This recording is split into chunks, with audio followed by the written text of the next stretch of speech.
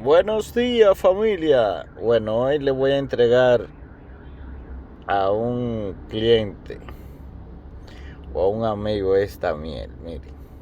Mire cómo yo la preparé en su potecito. No al chorrero de miel, ni se le bota tampoco, nada de eso. Ya ustedes saben, mi hermano.